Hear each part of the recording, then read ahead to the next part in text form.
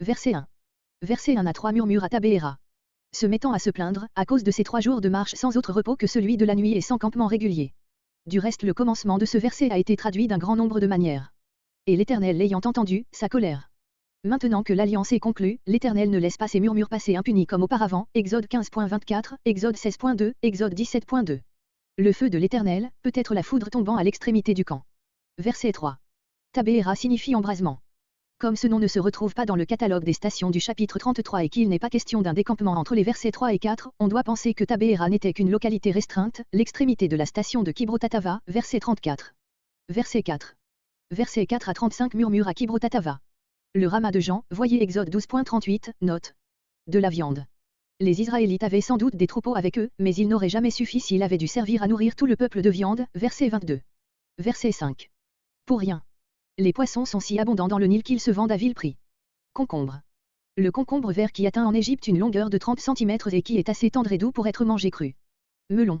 Les melons d'eau, hébreux, abatishim, s'appellent aujourd'hui encore batish, ils sont cultivés en Égypte en si grande abondance qu'ils se vendent à vil prix sur le marché. Poireaux. Pline dit que les poireaux d'Égypte sont recommandés pour leur délicatesse.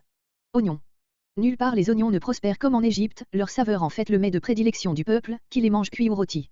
D'après Hérodote, 125, une inscription des pyramides indiquait combien les ouvriers qui y avaient travaillé avaient mangé d'oignons et d'eau. Tous ces aliments sont encore aujourd'hui la nourriture habituelle des basses classes en Égypte. Cette longue énumération fait contraste avec la manne toujours la même. Verset 6. Desséché. Parce que nous n'avons rien de succulent à manger. Verset 7. Verset 7 à 9 la manne. Nous avons déjà vu une description de la manne Exode 16.14, Exode 16.31, voire les notes. Peut-être les détails nouveaux que nous trouvons ici doivent-ils montrer que la manne pouvait être apprêtée de manière diverse et que la lassitude du peuple se justifiait d'autant moins. BD Hélium, voire Genèse 2.12. Il la broyait. On se demande si ces verbes désignent une série d'opérations consécutives que doit subir la manne, ou si chacun d'eux représente un mode de préparation distinct. Cette dernière alternative est la plus probable, en tout cas il faut distinguer comme 2 apprêts différents la manne cuite au pot, c'est-à-dire bouillie et la manne cuite au four en gâteau. Il est impossible de traiter de la sorte la manne naturelle provenant du Temerix, laquelle est molle et ne se cuit point. Verset 10. Dans chaque famille. Un violent mécontentement se répand dans tout le peuple, une révolution se prépare. Cela déplut à Moïse, placé entre le peuple en révolte et l'Éternel irrité, il se sent écrasé par sa tâche. Verset 11. Trouver grâce. Pourquoi n'as-tu pas acquiescé à mes refus, quand tu m'appelais à me mettre à la tête du peuple? Exode, chapitre 3 et 4. Verset 12. Le nourricier. Ce terme s'applique à l'acte de nourrir sous toutes ses formes et en général à celui d'élever, Ésaïe 49.23, 2 Rois 10.15. Verset 15. Mon malheur. Les scribes proposent une correction qui n'est pas nécessaire, soit son malheur, le malheur du peuple, soit ton malheur, le mal que tu envoies au peuple. La plainte de Moïse est amère. Il déclare son rôle de médiateur intolérable, car il se trouve entre le peuple qui réclame de lui l'impossible et Dieu qui dans sa colère se détourne du peuple, et Moïse reste seul, chargé d'une tâche écrasante. Dans son découragement il appelle la mort. Cette plainte était justifiée aussi, l'Éternel ne blâme-t-il point Moïse de la hardiesse de son langage, il tient compte de l'angoisse de son serviteur et il lui vient en aide, d'abord en lui associant des aides, puis en intervenant directement par l'envoi d'écailles. Verset 16. 70 hommes. Moïse n'avait pas demandé de collaborateurs humains, il s'était plaint seulement que Dieu se désintéressât de son peuple. Dieu juge à propos de répondre à cette plainte sous cette forme, pour lui ôter le sentiment de son isolement il lui associe des conseillers qui partageront avec lui la responsabilité de la conduite du peuple. Ces aides ne sont point les juges que Moïse institua sur le conseil de Jéthro, Exode chapitre 18, et qui n'avaient à s'occuper que des affaires litigieuses, ni les 70 anciens qui montèrent, avec Moïse et Aaron sur le mont Sinaï et dont le mandat de représentant du peuple ne fut pas prolongé, Exode 19.7, Exode 24.19. Les conseillers dont il est ici question devront porter avec Moïse le fardeau du peuple, c'est-à-dire l'aider à le diriger et à pourvoir à ses besoins. Nous n'avons aucun détail sur la manière dont ils remplirent leur mandat, ni même sur la nature de ce mandat.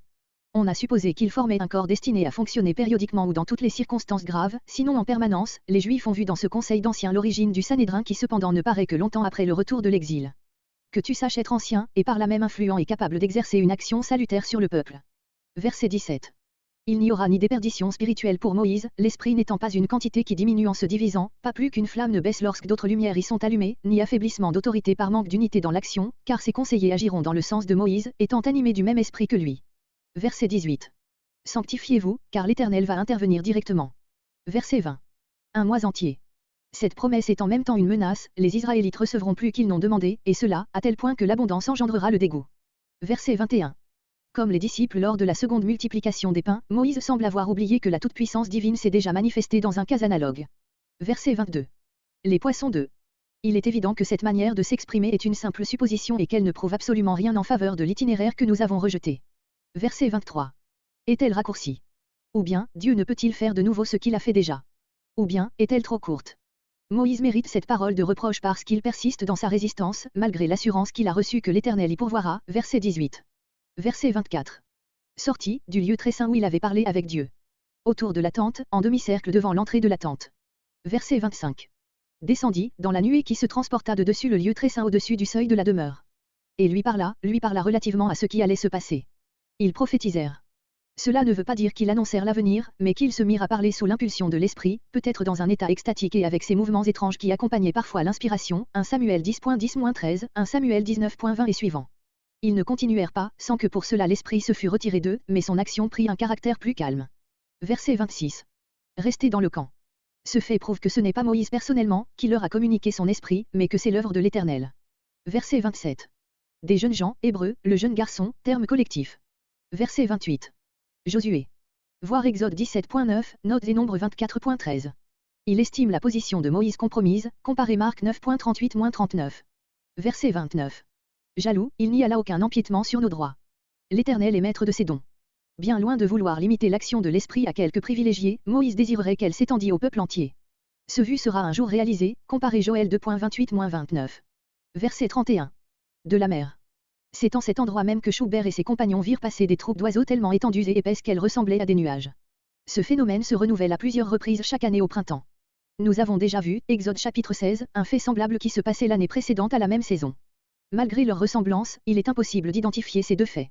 Dans Exode 16, l'écaille ne joue qu'un rôle secondaire à côté de la manne, c'est un surplus que l'Éternel accorde. Ici le peuple demande de la viande parce qu'il est lassé de la manne, ces cailles sont en nombre beaucoup plus extraordinaire, pouvant suffire pour un mois entier et enfin elles deviennent une plaie pour le peuple, ce dont il n'y a pas trace dans le cas précédent. Sur le sol. On a supposé qu'il fallait traduire au-dessus du sol, c'est-à-dire que le vent abattit le vol assez bas pour qu'on pût les saisir avec la main. Ce n'est pas là le sens naturel du texte, qui signifie plutôt que la terre fut couverte à la hauteur de 2 coudées, 1 mètre, il va sans dire, dans les endroits où l'écaille s'était le plus considérablement amoncelée. 10 Romers, voir Ézéchiel 45.11. C'est pour chaque famille un minimum de 20 hectolitres, à peu près 1 millier de cailles. Ce nombre paraît colossal, mais il est bien présenté comme tout à fait extraordinaire et le texte dit qu'on les recueillit pendant 18 heures. Il ne s'agissait pas de les manger immédiatement, mais de les sécher au soleil, comme le font les orientaux, pour les manger plus tard. D'après le verset 19, la provision devait être assez abondante pour suffire durant tout un mois. Verset 33. Avant d'être consommé. D'autres traduisent, mâché, sens que le mot karat n'a nulle part ailleurs. Ce n'était pas pour rien que l'Éternel avait ordonné de se sanctifier pour bien recevoir le dos qu'il leur préparait. Le sentiment de la présence invisible et de l'intervention immédiate de Dieu, ainsi que celui de la reconnaissance, aurait dû remplir le cœur du peuple et lui inspirer une sainte retenue dans l'usage d'un pareil dos. Ce fut sans doute le cas pour un grand nombre, mais plusieurs se précipitèrent avec une gloutonnerie animale sur l'objet de leur convoitise. Ceux-là payèrent leur avidité par une punition immédiate. Quant aux autres, ils purent sans doute conserver quelque temps encore la provision amassée et s'en nourrir jusqu'à ce qu'ils en fussent dégoûtés. C'est dans ce sens que le psalmiste paraît avoir compris aussi cet événement. Psaume 78.26-31, comparé en particulier le verset 29, ils en mangèrent abondamment. Très grande plaie. Rien ne dit que la plaie fut causée directement par les cailles elles-mêmes, comme si, par exemple, elles avaient mangé des baies vénéneuses. Le contraire ressort plutôt des mots, avant qu'elles fussent consommées. Verset 34. Kibrotatava signifie, sépulcre de convoitise. Il est inutile de vouloir retrouver actuellement des traces des noms de Tabéhéra et de Kibrotatava, qui n'étaient pas des noms géographiques et qui rappelaient seulement aux Israélites le souvenir de ces tristes épisodes de leur voyage au désert. Verset 35. Hatséroth, comparé Nombre 10.13.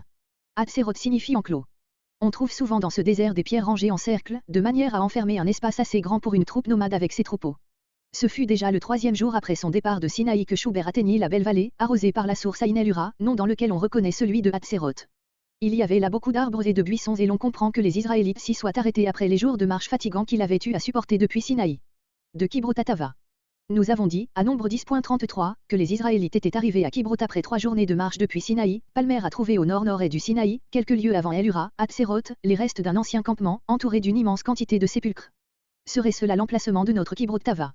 On pourrait d'autant mieux l'admettre que ce lieu ne se trouve pas sur la voie des caravanes allant à la Mecque.